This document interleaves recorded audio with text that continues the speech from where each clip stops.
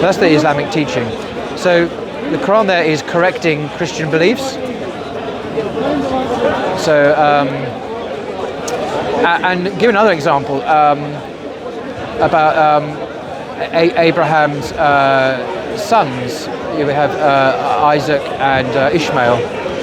And in the Bible it says that it was Isaac who, with Abraham, were told to go and offer sacrifice. And in fact, Abraham is told to sacrifice his son, Isaac. Although he doesn't do it. In the Quran, it's not Isaac, it's Ishmael, actually. And Ishmael is seen as the one to whom the promise was made, a great nation would come out of the progeny of Ishmael. And that people are the Muslims. That's how it's usually seen. So when there are differences between the two books, Muslims understand that as the Quran correcting the Bible. I've given you a couple of examples. There are many other examples that one could give, actually.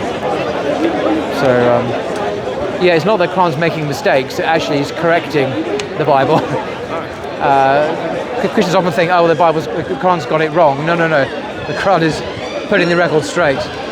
And he says that as well. He actually says that. He says to Muhammad, you weren't there, but this is what happened. And actually, the Quran then relays an event, what Moses said or what happened. So obviously we believe the Quran is the speech of God, as I say. That's a matter of faith. Is there any evidence before 610? That the Old Testament lines up. It's just interesting, isn't it? But it's interesting, as I mentioned earlier on, I tweeted about this a few days ago. There's an article in the Times of Israel, this is the contemporary newspaper, reporting that many or most, I forget the exact word, Orthodox rabbis accept that the Torah has been corrupted.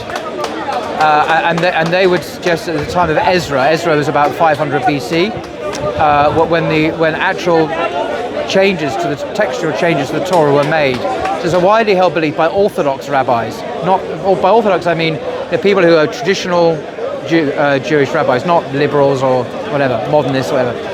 So many Jewish rabbis accept that the Torah has been changed. I recommend that article because it's a friendly article written by a Jewish publication about rabbis.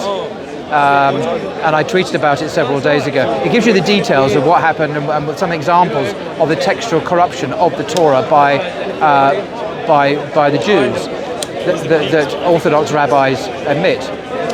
Not all of them agree with that, but a lot do acknowledge that. So it's not a Muslim idea, it's actually even the Jews acknowledge it. Although Muslims obviously agree. So I recommend that article. Just Google it, The Times of Israel, Torah corruption or corruption of the Torah, it'll come up in Google. That's how I found it. And it's on my Twitter feed, but he may not be following my Twitter feed. But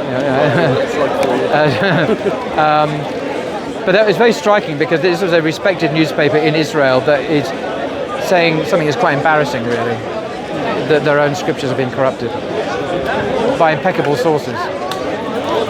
And indeed, the Ezra thing is something that biblical scholars have known for a long time anyway. That the Torah we have is some parts of it may well go back way beyond before Ezra, 500 BC, but the Torah we have today, according to biblical scholars, was put together as we have it now at about that time. So that's a fairly standard view.